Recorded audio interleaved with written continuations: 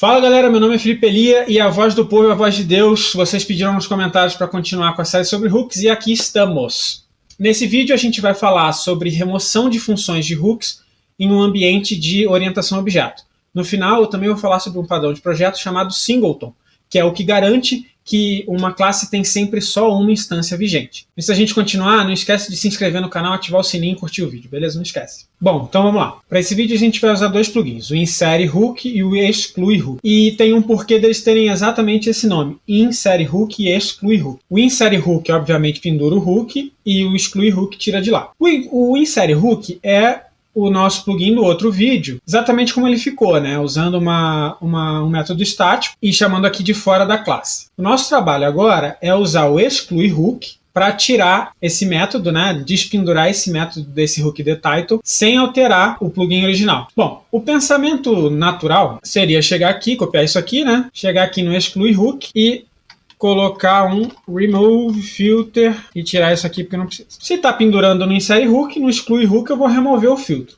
Então, vamos voltar aqui para o nosso site, vamos dar um reload e não funcionou. Por que não funcionou? Porque a gente, para despendurar alguma coisa de um hook, a gente precisa ter certeza de que aquele negócio foi pendurado antes da gente tentar retirar. Como é que o WordPress funciona? Toda vez que você ativa um plugin, o array que guarda a lista de plugins ativos ela é atualizada e esses plugins eles são ordenados de maneira alfabética para plugins normais em sites normais. Ou seja, nosso plugin Exclui Hook ele é executado antes do Insere Hook. Por isso que quando você tenta tirar no Exclui Hook não funciona porque o Insere Hook ainda nem foi executado. Aí vocês vão perguntar, Felipe, a gente podia então renomear o Exclui Hook para Remove Hook, já que o R está depois do I. Funcionaria? Funcionaria. Tá certo? Não. Por que não tá certo? Porque o WordPress ele tem vários tipos de plugin, né? Tem o plugin Must Use, tem o plugin que é ativo na rede multisite e tem os plugins normais. Tem os drop-ins também, mas não vem ao caso. Então, qual é a ordem que o WordPress usa? Primeiro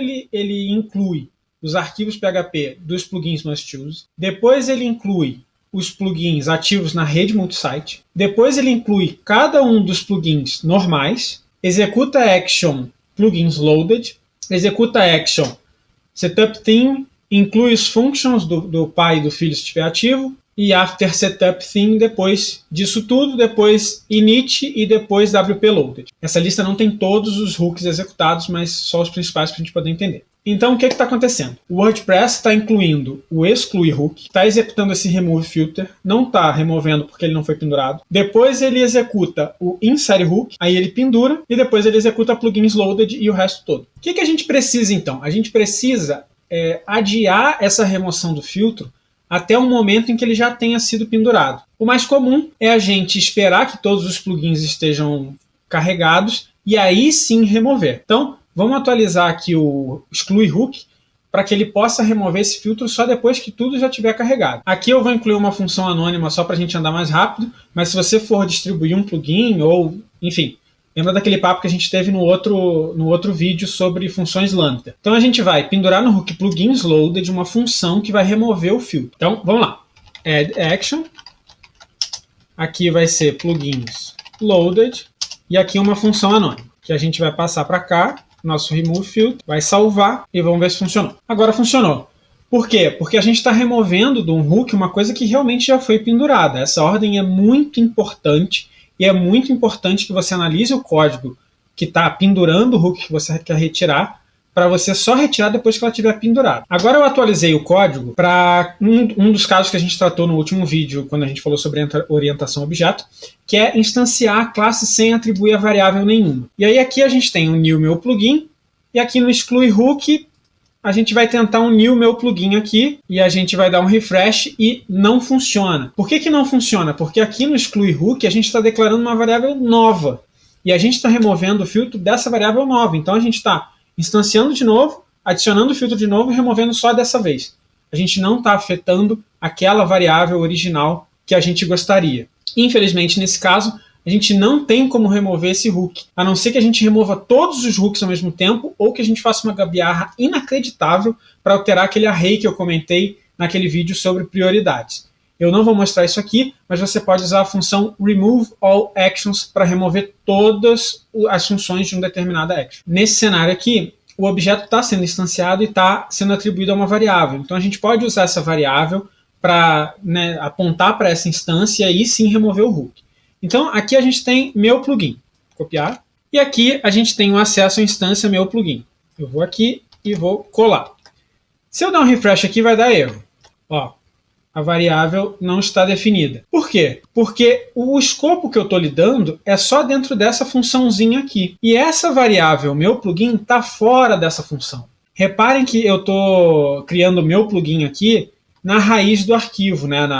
Não dentro de função nenhuma. Se eu estou fazendo isso na raiz do arquivo, essa variável automaticamente é uma variável global. Então eu posso chegar aqui no exclui hook e dizer que quando eu for usar meu plugin, eu quero usar o meu plugin do escopo global. Então é global, meu plugin. E aí sim, toda vez que eu usar meu plugin, ele sabe que é aquela da global. Vamos dar um refresh e funcionou. Mexer com variáveis globais tem um problema bastante significativo. Isso gera uma bagunça. Por quê? Porque se você tiver um outro plugin que também esteja usando a variável meu plugin, e aqui podia ser my plugin ou coisa assim, e esbarrar no do amiguinho, vocês vão começar a se atropelar. Você poderia prefixar essa variável com nome da minha empresa, underline meu plugin. Funcionaria? Funcionaria. Estaria certo? Mais ou menos, porque esse escopo global começa a ficar muito bagunçado. Aí eu te pergunto, não seria muito legal se tivesse um jeito que essa classe principal do plugin fosse sempre a mesma instância? E eu te respondo que existe um jeito de escrever esse código de forma que um objeto tenha sempre só uma instância, e essa instância seja sempre a mesma. Esse esquema, esse formato de escrever,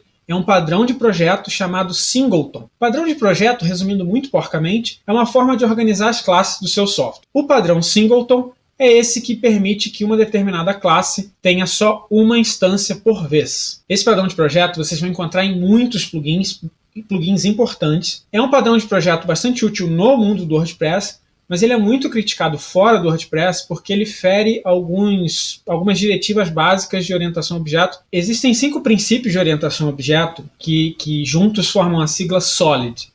Eu posso até falar sobre eles algum dia aqui no canal, mas o singleton fere, se não me engano, 4 deles ao mesmo tempo. Então, se por um lado ele é útil, por outro ele tem que ser usado com muita parcimônia, porque senão o teu código começa a ficar truncado, principalmente se você estiver arquitetando um plugin muito grande. Então, vamos lá. Esse aqui é o plugin agora escrito com single. O que mudou nele? Eu adicionei esse atributo estático privado instance. É um atributo privado porque eu não quero ninguém metendo a mão nisso fora da classe. E é um atributo estático porque ele é referente à própria classe e não a uma determinada instância. Ele, quando a gente cria assim, ele ganha o valor null como inicial. E aí, toda vez que eu precisar da instância, né, não de uma instância, da instância, porque é sempre uma só, eu vou usar esse método aqui, getInstance, que é um método estático, porque ele é referente à classe. Ele é um método público porque ele é o que a pessoa fora da classe vai chamar para criar essa instância original. E aí dentro aqui ele testa.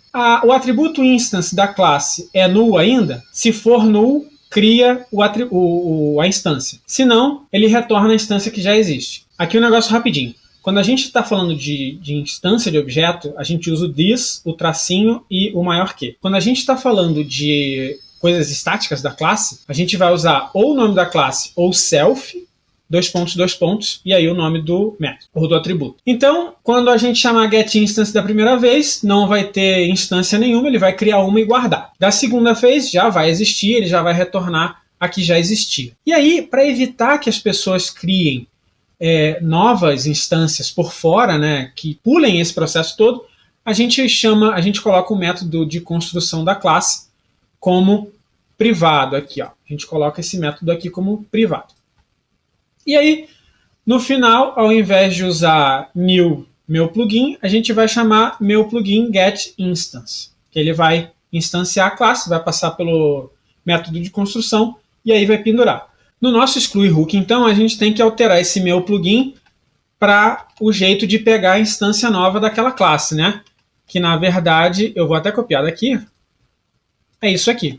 Isso aqui é o que me retorna sempre a instância do plugin. Eu vou colocar aqui, vou salvar e funcionou. Então é isso, galera. Muito obrigado por chegar até aqui. Se vocês querem que eu fale mais alguma coisa sobre hooks, deixa aqui nos comentários. Se você tem outra sugestão de assunto, deixa nos comentários também. Não esquece de deixar o curtir aqui no vídeo, se inscrever no canal e ativar o sininho, beleza? Até a próxima. Tchau!